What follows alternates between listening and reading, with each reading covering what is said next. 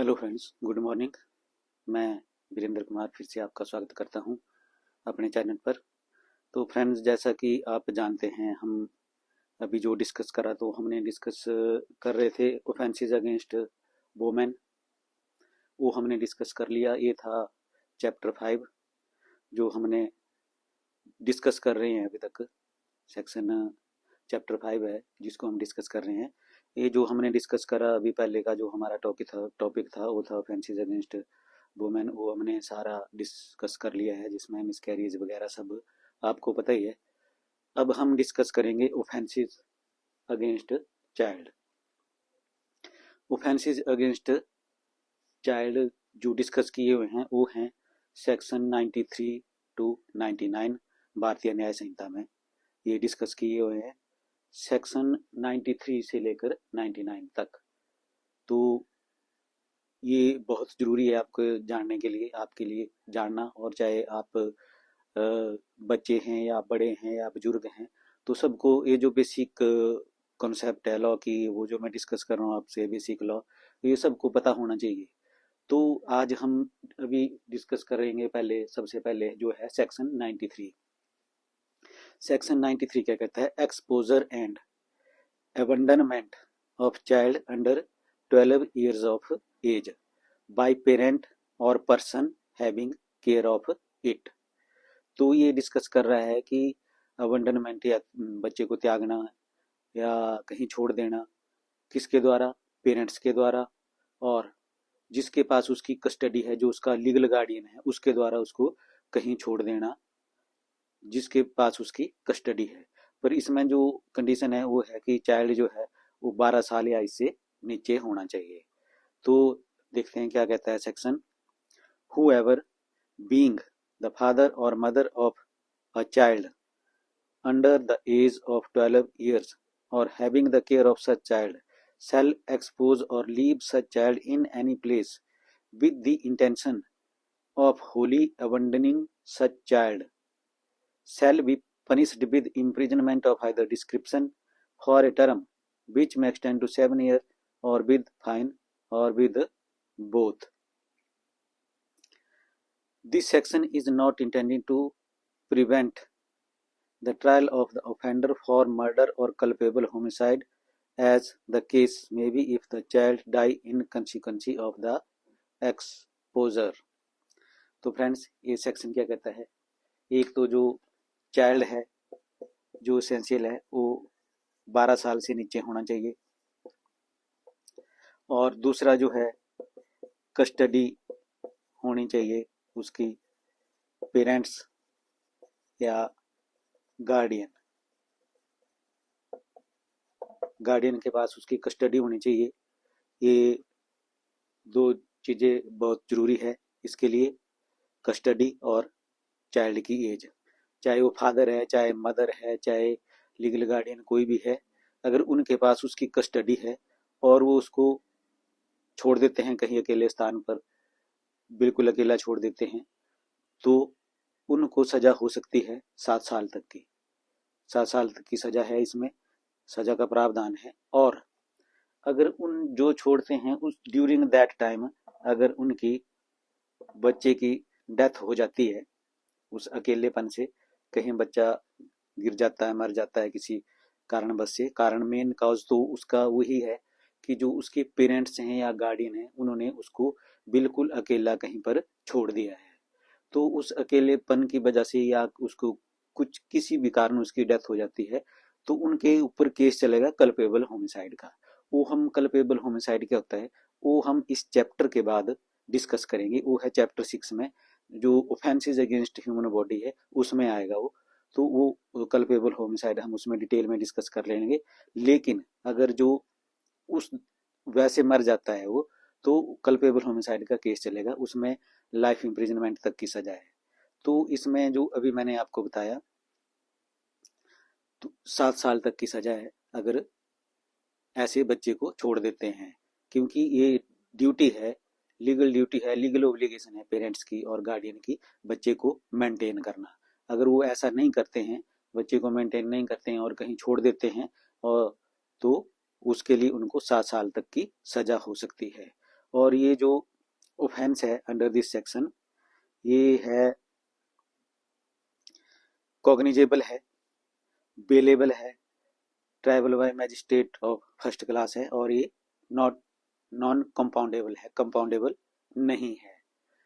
यानी पुलिस के पास अगर जाते हैं तो उसको एफआईआर रजिस्टर करनी ही पड़ेगी, केस एंटर करना ही पड़ेगा, इन्वेस्टिगेशन शुरू करनी ही पड़ेगी। और बेलेबल है, लेकिन पुलिस जो है वो बेल दे सकती है बिना कोर्ट के भी। लेकिन फिर ये जो ट्राइबल है ये जीएमआईसी जुडिशियल मैजिस्ट्रेट फर्स्ट क्लास के पास इसका ट्रायल चलेगा और नॉट कंपाउंडेबल है, कंपाउंड हो नहीं सकता, विड्रॉल हो सकती है या क्वेश्चनिंग हाई कोर्ट से हो सकती है। तो आइए फ्रेंड्स, यही था, यही सेक्शन हमारा 93। अब देखते हैं सेक्शन 94। फ्रेंड्स, तो जो सेक्शन 94 है वो कहता है कि concealment of birth bye secret disposal of dead body, whoever by secretly burying or otherwise disposing of the dead body of a child, whether such child die before or after or during the birth, intentionally conceal or endeavors to conceal the birth of such child, shall be punished with imprisonment of either description for a term which may extend to 2 years or with fine or with both। तो friends, ये section कहता है कि जैसे बच्चा किसी दंपति का पैदा होता है, या तो वो मृत पैदा होता है, या पैदा होते ही मर जाता है, या पैदा होते होते मर जाता है, 3 सिचुएशन इसमें डिस्कस की हुई है। या तो पैदा होने से पहले मर जाता है, या पैदा होते होते मर जाता है, या पैदा होने के एकदम बाद मर जाता है, और उसके पेरेंट्स जो हैं, या फादर है या मदर है या सिंगल मदर भी हो सकती है, वो उसकी डेड बॉडी को बिना किसी को बताए चुपके से डिस्पोज ऑफ कर देते हैं, चुपके से डिस्पोज ऑफ कर देते हैं, चाहे जलाते हैं, दफनाते हैं, जो मर्जी करते हैं, उसमें कुछ भी अगर ऐसा करते हैं तो उनके लिए भी सजा का प्रावधान है। क्या है? क्योंकि वो कंसील कर रहे हैं ना, छुपा रहे हैं, जबकि जो दुनिया में आया उसको बताना जरूरी है, उसका रजिस्ट्रेशन जरूरी है, हर एक चीज जरूरी है, लेकिन वो उसको बताए बगैर ही चुपके से जब जीवन दुनिया में आया है या कुछ ऐसा है जीवन, यानी तो उसका बिना बताए कर रहे हैं, डिस्पोज कर रहे हैं उसकी बॉडी को, तो उनको सजा हो सकती है 2 साल तक की, और साथ में जुर्माना भी है, और दोनों भी साथ साथ हो सकते हैं। तो फ्रेंड्स, ये ज़्यादा बड़ा है नहीं, इतना छोटा सा था सेक्शन। तो इसमें जो ऑफेंस है ये कॉग्निजेबल है, बेलेबल है और ट्राइबल बाय जेएमआईसी है, बट ये नॉट कंपाउंडेबल है, क्योंकि कंपाउंड हो नहीं सकता, या तो विड्रॉल होगी, समझौता नहीं इसमें हो सकता, या तो विड्रॉल होगी या हाई कोर्ट से एफआईआर जो है वो क्वेश होगी, तभी प्रोसीडिंग खत्म होगी। तो यही था फ्रेंड्स सेक्शन 94। अब हम डिस्कस करेंगे सेक्शन 95। सेक्शन 95 कहता है हायरिंग, एम्प्लॉइंग और engaging a child to commit an offence, यानी किसी ऑफेंस को या गुनाह को कमिट करने के लिए किसी चाइल्ड को हायर करना या नौकरी देना या इंगेज करना, किसी तरीके से उसको बताना कि ऑफेंस कर इंगेज करना, मतलब तो इस तरह के ऑफेंस के लिए भी सजा का प्रावधान है। तो आइए देखते हैं सेक्शन जो है 95 वो क्या कहता है। सेक्शन 95 कहता है हायरिंग, एम्प्लॉइंग और engaging a child to commit an offence, whoever hire, employs or engage any child to commit an offense shall be punished with imprisonment of either description which shall not be less than 3 years but which may extend to 10 years and with fine। ये है section का 1 portion. ये बोलता है कि किसी child को higher करना या इंगेज करना या एम्प्लॉय करना किसी अपराध को करने के लिए, ऑफेंस को कमिट करने के लिए, किसी गुनाह को करने के लिए, तो उसके लिए भी उसको सजा हो सकती है कितनी? कम से कम 3 साल की सजा और मैक्सिमम 10 साल तक की सजा हो सकती है, सिर्फ हायर करने के लिए। किसी चाइल्ड को हायर करने के लिए, किसी गुनाह को करने के लिए, किसी ऑफेंस को, अपराध को करने के लिए हायर करने या इंगेज करने या एम्प्लॉय करने की सजा है जो वो है 3 से 10 साल, यानी मिनिमम 3 साल सजा होनी है अगर गुनाह प्रूव हो गया, ऑफेंस प्रूव हो गया कोर्ट में। तो और जो सेकंड पोर्शन है सेक्शन का वो क्या कहता है, and if the offence be committed, और जैसे कि उसको हायर किया है या इनगेज किया है, एम्प्लॉय किया है, तो वो जो चाइल्ड है, वो जो बच्चा है, वो आगे ऑफेंस कमिट कर देता है, अपराध कर देता है, गुनाह कर देता है, तो उस केस में क्या सजा हो सकती है, जो उस ऑफेंस के लिए है, जो वो ऑफेंस करता है जिसके लिए वो सजा है, तो वही सजा उसको होएगी। यानी shall be punished with the punishment provided for that offense as if the offense has been committed by such person himself। यानी जैसे चोरी करता है तो चोरी की जो सजा है वो उस जो जिसने इंगेज किया उसको होगी चोरी की सजा, जैसे उसने खुद चोरी की हो, ये कहता है ये सेक्शन। और फर्दर जो एक्सप्लेनेशन है इसकी वो क्या कहती है, हायरिंग, एम्प्लॉइंग, इंगेजिंग और using a child for sexual exploitation or pornography is covered within the meaning of this section। तो it further explain that employing, engaging or using a child or for sexual exploitation or pornography etc is covered within the meaning of this section। तो ये भी इस चीज़ के लिए अगर higher करते हैं, किस चीज़ के लिए, मतलब सेक्सुअल एक्सप्लॉयटेशन के लिए या पोर्नोग्राफी के लिए अगर बच्चे को हायर किया जाता है तो उसके लिए भी वो भी सजा का प्रावधान यही है इसमें, जो हमने पहले डिस्कस कर लिया है। तो ये सारे अपराध हैं, इसमें आपको कम से कम 3 साल की सजा है और 3 साल से 10 साल तक की सजा हो सकती है। और जितना बड़ा ऑफेंस वो करता है चाइल्ड इंस्टिगेट करने पर या उसको जैसे इंगेज हायर एम्प्लॉय करने पर, जितना बड़ा वो ऑफेंस करता है तो जिस ऑफेंस की जो सजा होगी वही उसको होगी जो इंगेज करता है चाइल्ड को या हायर करता है, एम्प्लॉय करता है, तो वही सजा उसको भी होगी इसमें। तो आइए अब देखते हैं क्लासिफिकेशन क्या कहता है सेक्शन का। तो ये जो ऑफेंस है ये कॉग्निजेबल है और नॉन वेलेबल है और tribal by judicial magistrate first class है और नॉट कंपाउंडेबल है, कंपाउंड नहीं होगा, या विड्रॉल में जाना पड़ेगा या हाई कोर्ट से क्वेश ही होगी इसकी प्रोसीडिंग। तो ये था सेक्शन 95 जो मैंने डिस्कस कर लिया आपसे बिल्कुल सिंपल आसान भाषा में, आप समझ भी गए उन्हें, मैंने लैंग्वेज भी पढ़ के बता दी है तो वैसे भी आपको बता दिया है। तो आइए अब देखते हैं सेक्शन 96 क्या कहता है। तो फ्रेंड्स जो सेक्शन 96 है ये कहता है प्रोक्यूरेशन ऑफ चाइल्ड, इंटेंशन इसमें क्रिमिनल ही रहेगी इसमें भी। तो procuration of child whoever by any mean whatsoever induces any child to go from any place or to do any act with intent that such child may be, or knowing that it is likely that such child will be forced or seduced to illicit intercourse with another person shall be punishable with imprisonment which may extend to 10 years and shall also be liable to fine। तो friends ये section क्या कहता है कि any person जो किसी बच्चे को किसी भी तरह से इंड्यूस करता है, बहलाता फुसलाता है कि एक स्थान से दूसरे स्थान पर जाने के लिए, ये उसको पता है, इस इरादे से भेजता है कि जो बच्चा है, और या उसको पता है कि जो बच्चा है, या तो उसका इरादा है या उसको पता है कि जो बच्चा है उसको फोर्स किया जा सकता है, सड्यूस किया जा सकता है इलिसिट इंटरकोर्स के लिए किसी आदमी के साथ, और ऐसी जगह उसको एक जगह से दूसरी जगह भेज देता है, इस इरादे से भेज देता है, या उसको पता है कि ऐसा होगा फिर भी वो उस बच्चे को भेज देता है। तो उस दशा में भी जो आदमी है जो भेजता है बच्चे को, उसको सजा है 10 साल तक की और साथ में जुर्माना भी हो सकता है। तो ये भी ऑफेंस है कि गंदे इरादे से, मतलब किसी बच्चे को एक जगह से दूसरी जगह भेजना, या ये जानते हुए भी कि उसके साथ कुछ इलिसिट इंटरकोर्स हो सकता है या कुछ गलत हो सकता है, तो उस बच्चे को फिर भी वहाँ भेजना ये पुनिशेबल है और इसके लिए 10 साल तक की सजा हो सकती है जो ऑफेंडर है उसको, जो जिसके अगेंस्ट गुनाह प्रूव होता है।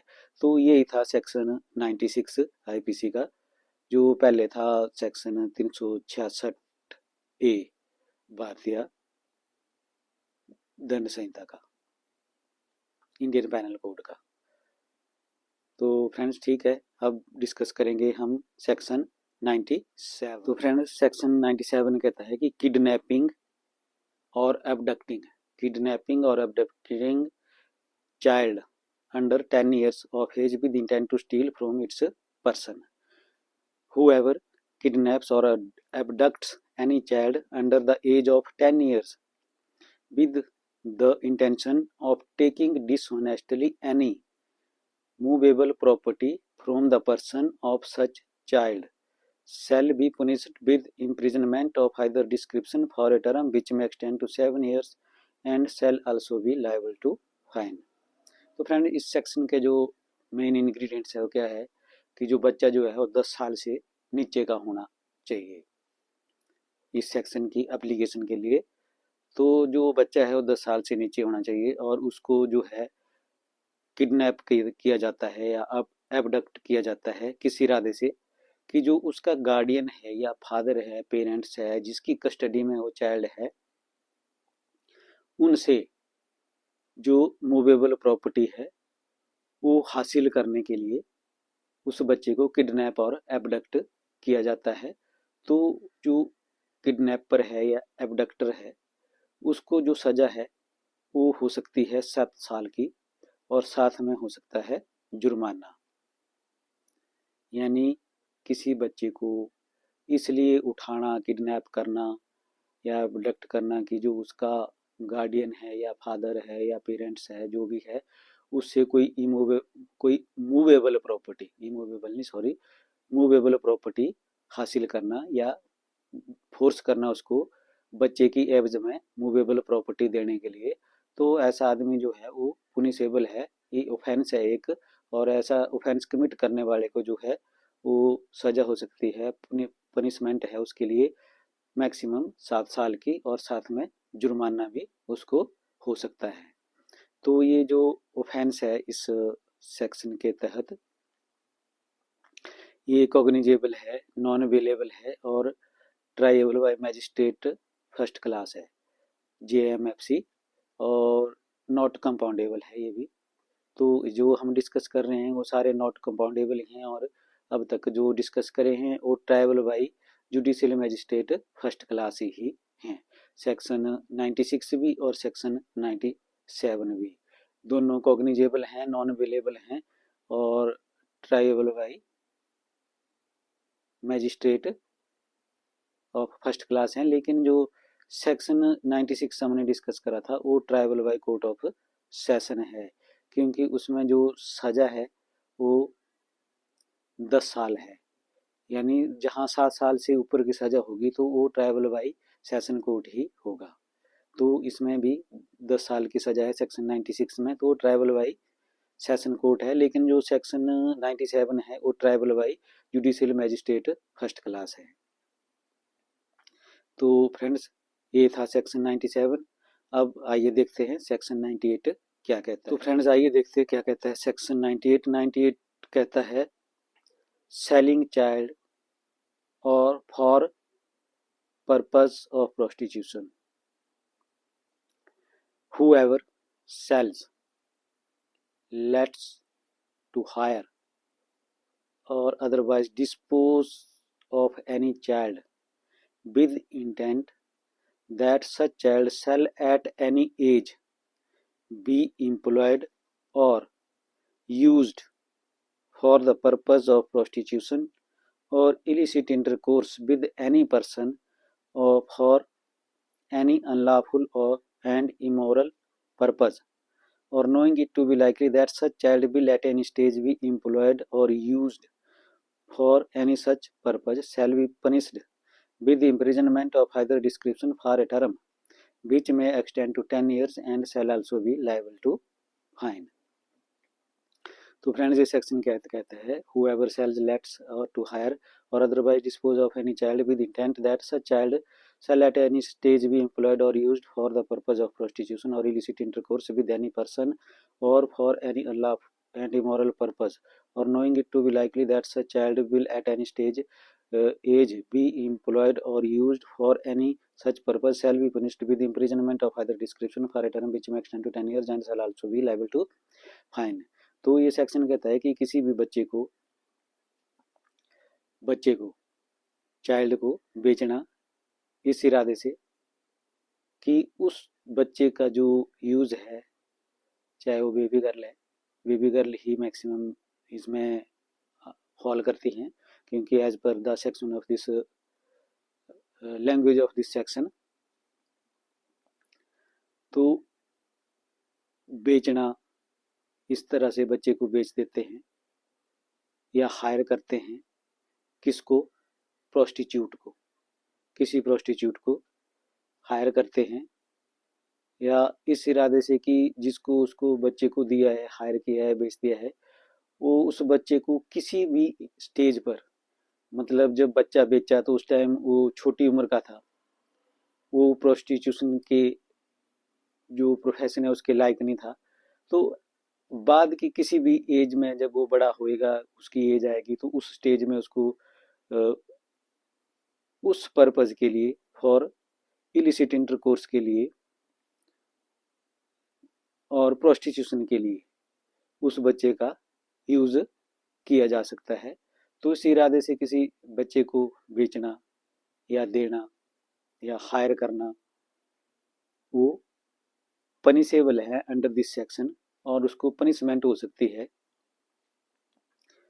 10 साल तक की सजा इसमें हो सकती है।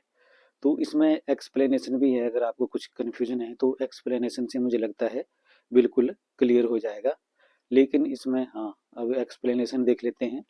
When a female under the age of 18 years is sold, let for hire, or otherwise disposed of to a prostitute or to any person who keeps or manages brothel, the person so disposing of such female shall, until the contrary is proved, be presumed to have disposed of her with the intent that she shall be used for the purpose of prostitution। तो ये जो explanation है एक presumption पैदा कर रही है, presumption के बारे में बता रही है कि जब कोई आदमी किसी फीमेल चाइल्ड को जो 18 साल से नीचे है उसको बेच देता है या हायर कर देता है और अदरवाइज किसी भी तरह से डिस्पोज ऑफ कर देता है, किसको? प्रोस्टिट्यूट को, जो कि प्रोस्टिट्यूट लेडीज होती हैं, उसको बेच देता है या दे देता है किसी भी तरह से। और एक तो प्रोस्टिट्यूट आ गया और एक आ गया प्रोस्टिट्यूट को दे देता है प्रोस्टिट्यूट, और दूसरा जो आदमी है उसको देता है जो रन कर रहा है brothel. Brothel is a house या institute where the womens are being used for purpose of prostitution. तो ब्रोथल या किसी ब्रोथल वाले को बेच देता है। तो अगर इन दो लोगों को कोई भी बेचता है तो यहाँ प्रिजम्पशन है कि उसने उस बच्चे को या जो बेबी गर्ल है 18 साल से नीचे जो भी गर्ल है उसको प्रोस्टिट्यूशन के धंधे के लिए ही बेचा है, for the purpose of prostitution. And अगर ये चीजें प्रूव होगी तो इसमें आगे कुछ भी प्रूव करने की जरूरत नहीं है। पर क्या चीजें प्रूव होगी? दो चीजें, या तो उसने जो बेबी गर्ल है उसको प्रोस्टिट्यूट को बेचा है या जो ब्रोथल का कोई इंचार्ज है उसको बेचा है। तो उसका मतलब है कि उसने उस बेबी गर्ल को प्रोस्टिट्यूशन के धंधे में धकेल दिया है या उस इलिसिट इंटरकोर्स के लिए ही उसने उधर उसको बेच दिया है। तो ये कहती है एक्सप्लेनेशन 1। अब देखते हैं एक्सप्लेनेशन 2 क्या कहती है सेक्शन की। For the purpose of this section, illicit intercourse mean sexual intercourse between person not united by marriage और by any union or tie which though not amounting to marriage is recognized by the personal law or custom or community to which they belong or where they belong to different communities of both such communities as constitute between them a quasi marital relations। तो जो ए explanation 2 है ये क्या कर रही है, ये हमें डेफिनेशन बता रही है इलिसिट इंटरकोर्स की, कि इलिसिट जो इंटरकोर्स है वो क्या होता है। तो ये एक्सप्लेनेशन बोलती है कि जो मैरिज हुई है, मैरिज किस में होती है, लेडीज और जेंट्स में, बॉयज और गर्ल में, बॉय और गर्ल में। तो जो मैरिज है इसके अलावा जो सेक्सुअल रिलेशन बनते हैं, इंटरकोर्स होता है मैरिज के अलावा, वो सब इलिसिट इंटरकोर्स है।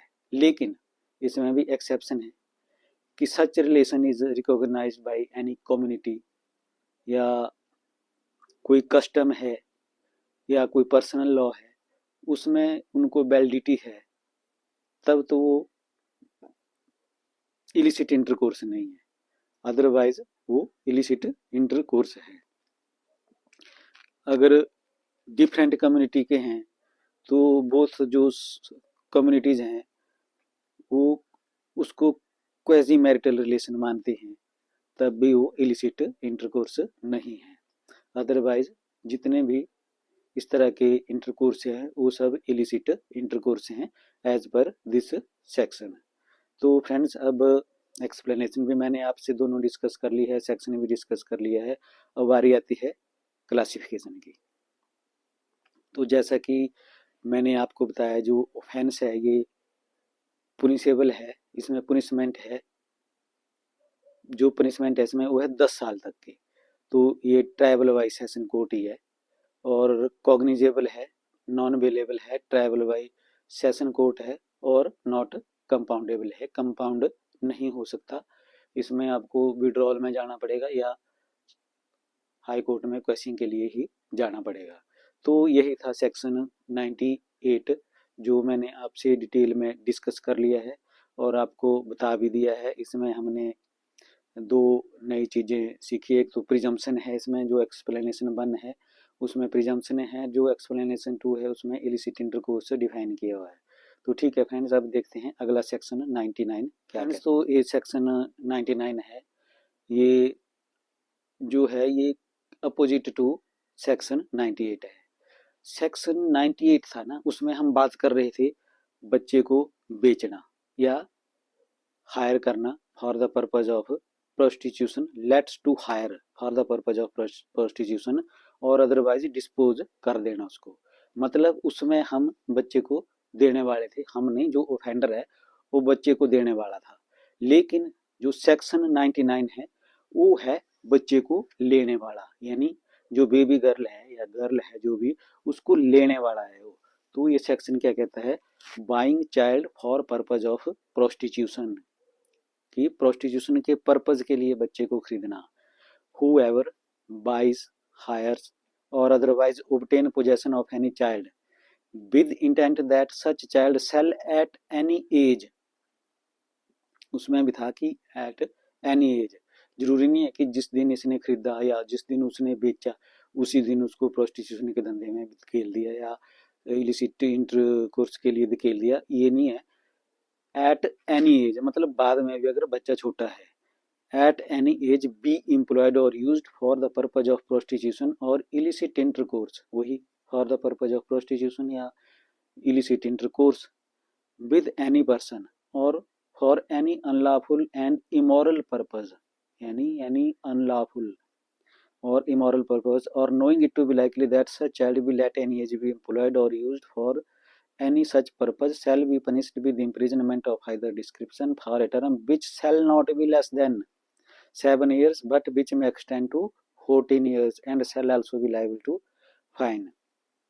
तो जैसा कि मैंने आपसे डिस्कस करा कि जो सेक्शन 98 है वो कह रहा था कि किसी बच्चे को ये बेचना, और इसमें है कि किसी बच्चे को खरीदना विद द इंटेंशन कि, या नोइंगली या जानबूझकर खरीदना, या इस इरादे से खरीदना, या तो मुझे पता है या मेरा इरादा ये है कि जो बच्चा है वो किसी भी एज में, अभी तो नहीं या अभी भी या बाद में भी किसी भी एज में उसको इमोरल पर्पज के लिए या इलिसिट इंटरकोर्स के लिए या प्रोस्टिट्यूशन के लिए बाद में जो इसको यूज किया जाएगा। तो इस उद्देश्य से किसी बच्चे को, बेबी गर्ल को खरीदना जो है वो ऑफेंस है और पुनिशेबल है, जिसमें जो ऑफेंडर है उसको कम से कम 7 साल की, अगर ऑफेंस प्रूव हो गया तो कोर्ट्स के पास कोई डिस्क्रिशन नहीं है कि 7 साल से कम उसकी सजा दे, उसको 7 साल से अधिक ही सजा होगी उसमें, और 14 साल तक की सजा हो सकती है और साथ में फाइन भी हो सकता है।